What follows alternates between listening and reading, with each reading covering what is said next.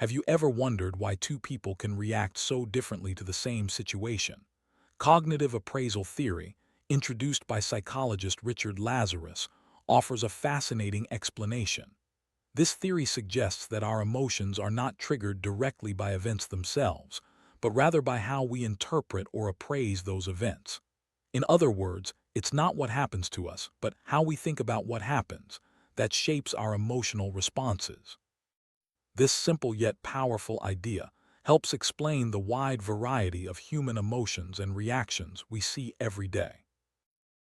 Let's break down cognitive appraisal theory into its simplest form.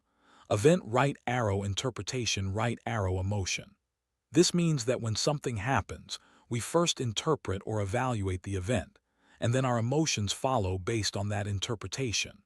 For example, if you receive unexpected feedback at work, your emotional response will depend on how you interpret the feedback, whether you see it as helpful, threatening, or irrelevant.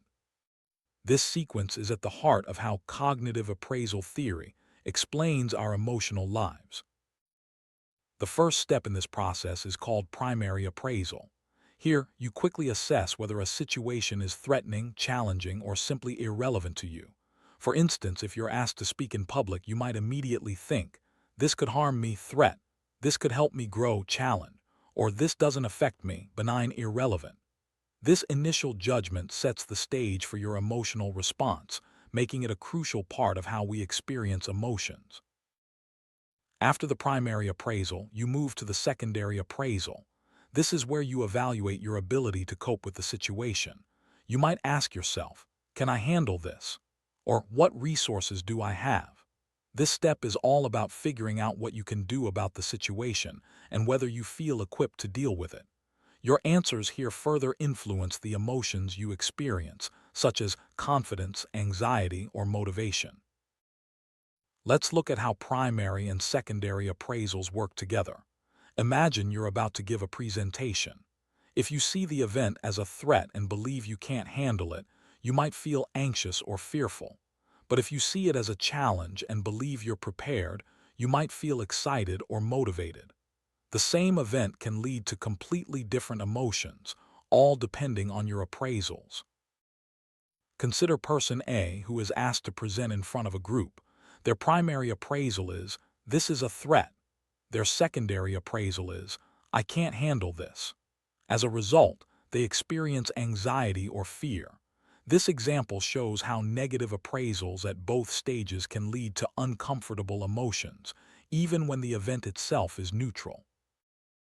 Now let's look at person B, who faces the same situation. Their primary appraisal is, this is a challenge. Their secondary appraisal is, I've practiced for this. Because they see the event as an opportunity and feel prepared, they experience excitement or motivation. This highlights how positive appraisals can transform a potentially stressful event into a source of energy and growth. What's truly fascinating is that the same event, a public presentation, can lead to completely different emotions in different people. This is all because of the unique way each person appraises the situation. One person might feel fear, while another feels excitement. This diversity in emotional responses is a direct result of our individual interpretations. The key insight from cognitive appraisal theory is that we don't react to situations themselves.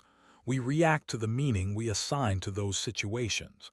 This explains why people can respond so differently to the same event. It's our personal interpretation, not the event itself, that drives our emotional experience. So, why do people respond differently to the same event? It all comes down to their unique appraisals. Factors like past experiences, personality, and available resources influence how we interpret situations. This means that even in identical circumstances, our emotional reactions can be worlds apart. Think about everyday situations, like getting stuck in traffic, receiving a compliment, or facing a deadline.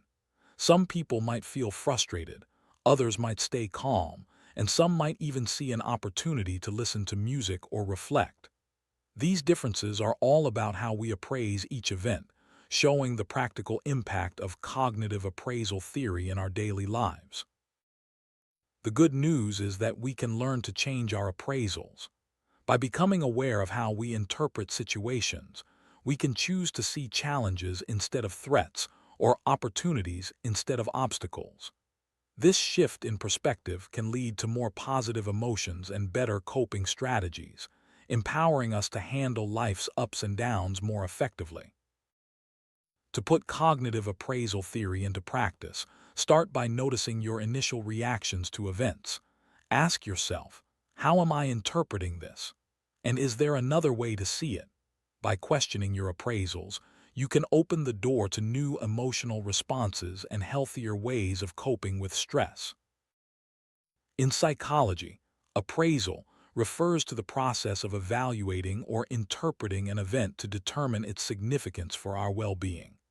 This concept is central to understanding how emotions are formed and why they vary so much from person to person. To sum up, cognitive appraisal theory teaches us that our emotions are shaped by how we interpret events, not by the events themselves. By understanding and adjusting our appraisals, we can influence our emotional experiences and respond to life's challenges in healthier, more adaptive ways.